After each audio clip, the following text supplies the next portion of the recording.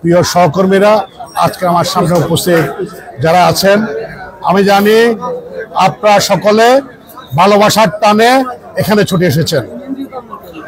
আমি সব যারা আজকে আমাদের এই কমিটি গঠনের পরে আজকে যারা ছুটে এসেছেন সকলকে আমি আমার পক্ষ থেকে ব্যক্তিগত শুভেচ্ছা জানাই।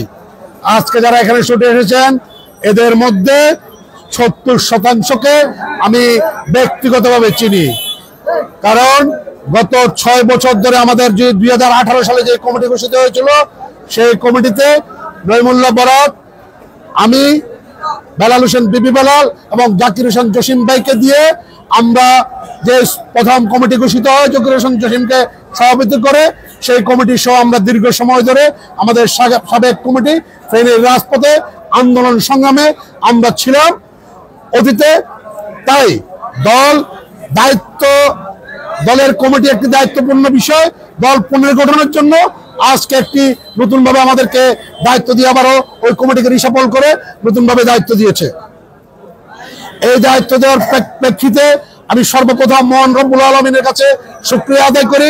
মহান রব্বুল আলামিন উনি মনে করেছেন যে আমাকে দিয়ে এই দায়িত্ব সঠিকভাবে পালিত হবে, আমি এবং আমাদেরকে দিয়ে। পাশাপাশি আমি কৃতজ্ঞতা জানাই বাংলাদেশের মানুষ, কোটি মানুষের প্রাণ, বাংলাদেশ জাতীয়তাবাদী দলের ভারপ্রাপ্ত চেয়ারম্যান তারেক রহমানের। পাশাপাশি আমি কৃতজ্ঞতা জানাই ফেনী 1 নির্বাচনী আসন থেকে, ফেনী 1 থেকে যিনি নির্বাচন করেছেন বাংলাদেশ জাতীয়তাবাদী যুবদল ঢাকা মহানগরের সাবেক আহ্বায়ক, ঢাকা মহানগর দক্ষিণ বিএনপির বর্তমান আহ্বায়ক, রাজপথের লড়াকু সৈনিক জনাব রফিকুল আলম মজনুয়ের প্রতি কৃতজ্ঞতা জানাই। আমার যুবদল কেন্দ্রীয় কমিটির বিপ্লবী সভাপতি জনাব আব্দুল মোনায়েম মুন্না ভাইয়ের প্রতি কৃতজ্ঞতা জানাই। আমি আমার যুবদলের কেন্দ্রীয় সম্পাদক জনাব নুরুল ইসলাম নয়ন ভাইয়ের প্রতি পাশাপাশি কৃতজ্ঞতা জানাই ফেনীতে যেসব বিএনপির মুরব্বী, বিশেষ করে ফেনী জেলা বিএনপির সভাপতি শেখ ফরিদ বাহার, আলাউদ্দিন আলাল, ফেনীর 2 আসনের সাবেক এমপি, আমাদের সকলের প্রাণপ্রিয় অধ্যাপক বিপি জেনারেল, ফেনীর 3 থেকে ফেনী 3-এর রাজনীতি যিনি দেখভাল করেন বিএনপির ভাইস চেয়ারম্যান জনাব আব্দুল আলম মিন্টু সহ ফেনীর গুরুত্বপূর্ণ সকল নেতাদের কাছে আমাদের কৃতজ্ঞতা রয়েছে। কারণ আমরা রাজপথের কর্মী হিসেবে সকলেই আমাদেরকে বিভিন্ন সময় সহযোগিতা করেছেন। আমরা সকলের কাছে সকলের প্রতি কৃতজ্ঞতা জানাচ্ছি। পাশাপাশি কিছু নাম হয়তো এই মুহূর্তে আমার তোকে যদি ছুটেও যায় তাদের প্রতি আমরা কৃতজ্ঞ। আমাদেরকে দায়িত্ব দেওয়া হচ্ছে দল পুনর্গঠন করার জন্য। আহ্বায়ক কমিটি একটি সাময়িক কমিটি, এখানে দল পুনর্গঠনের আহ্বায়ক কমিটির মূল কাজ আমরা আশা করব দলের চাহিদা মতো কর্মীদের প্রত্যাশিত কর্মীদেরকে যেন আমরা বুঝিয়ে দিতে পারি। আমরা যে সকল কর্মী গত 15 বছর 18 বছর রাজপথে ছিলেন, ত্যাগ, শ্রম এবং মেধা দিয়ে নিজেদেরকে রাজপথে জড়িত রেখেছিলেন, তাদেরকে প্রাধান্য দিয়ে যেন আমরা কমিটি গঠন করতে পারি এই বিষয়ে আমরা চেষ্টা করব। আপনারা যারা মাঠে আছেন আপনাদেরকে এই জায়গায় সোচ্চার হতে হবে। অনেক জায়গায় আমরা নিজেরাও অসহায় থাকি, কারণ বিএনপি একটা বৃহৎ পরিবার, এটা একটা বৃহৎ দল। এই দলের নানা রকম সমীকরণ থাকে, অনেক সমীকরণের পরে আমরা অনেক সময় অনেক ত্যাগীদেরকে ঠিকভাবে মূল্যায়ন করতে পারি না। আপনারা যদি মাঠে সচেষ্ট থাকেন, আমরা ইনশাল্লাহ আপনারা যদি রাজপথে আপনাদের দাবি ঠিক মতো আদায় করে নেওয়ার যোগ্যতা রাখেন, ইনশাল্লাহ সঠিক কমিটি আপনারা পাবেন বলে আমরা বিশ্বাস করি। যে সকল সহকর্মীকে দিয়ে এই মুহূর্তে আমাদেরকে যে কমিটি দেওয়া হয়েছে, এখানে প্রত্যেকটা সহকর্মী যোগ্যতাবান। কারণ ফেনী জেলা ছাত্র দলের সাবেক সভাপতি সম্পাদক, ফেনী জেলা যুব দলের সাবেক সাংগঠনিক সম্পাদক নয়মুল্লাহ চৌধুরী বরাতকে সদস্য হিসেবে দেওয়া হয়েছে।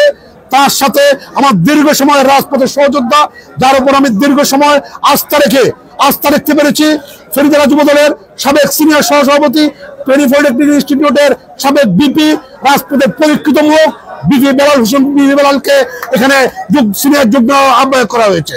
এখানে যুগ্ম আহ্বায়ক করেছে রাজপথের আরেক পরীক্ষিত সৈনিক আমজাদ হোসেন সুমনকে, যিনি ভারপ্রাপ্ত সাধারণ সম্পাদক হিসেবে দীর্ঘ সময় ফেনীর রাজপথে দায়িত্ব পালন করেছেন।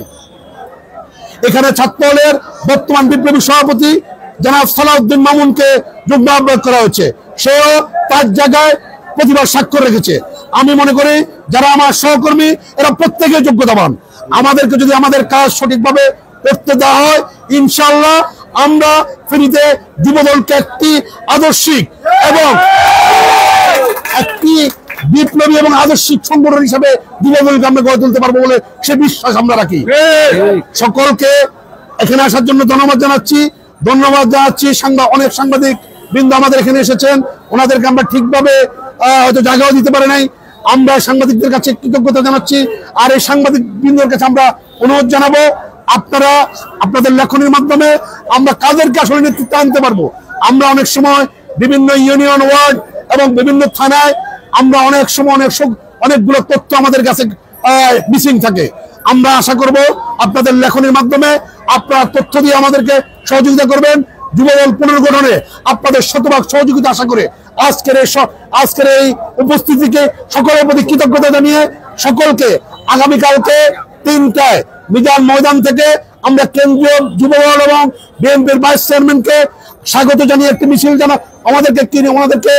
ওনাদের প্রতি কৃতজ্ঞতা এবং ধন্যবাদ জানিয়ে আমরা ফেনী মিজান ময়দান থেকে একটা মিছিল করার চিন্তা করেছি। আপনারা সকলেই স্ব ওয়ার্ড, স্ব ইউনিয়ন, স্ব থানা থেকে পূর্ণাঙ্গভাবে লোকজন নিয়ে এসে 3টার সময় এখানে উপস্থিত হবেন এবং আমি আশা করবো আপনারা প্রমাণ করবেন ফেনী জেলার সর্ববৃহৎ সংগঠন হিসেবে যুবদল একটি সর্ববৃহৎ সংগঠন। কালকে উপস্থিত থেকে আমাদেরকে সহযোগিতা করবেন এই আশাবাদ ব্যক্ত করে আমি